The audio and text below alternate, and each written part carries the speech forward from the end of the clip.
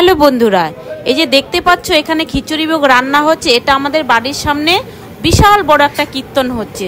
তো আজকে হয়েছে সেখানকার আজকে মহাপ্রভুর ভোগ রান্না হচ্ছে। তো সেখানে হাজার হাজার লোক খাবে। তো বিশাল বড় কীর্তন হয় আমাদের উত্তর দিনাজপুরের মধ্যে। সবচেয়ে বড় কীর্তন হয় আমাদের হাটবাড়িতে।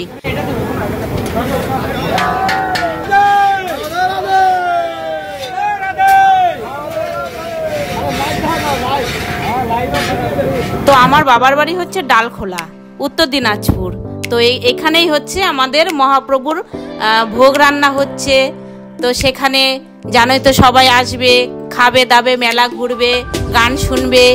তো চলো বন্ধুরা, আজকে এইটুকুই দেখাচ্ছি। খিচুড়ি খাওয়াটা পরে দেখাবো। টাটা।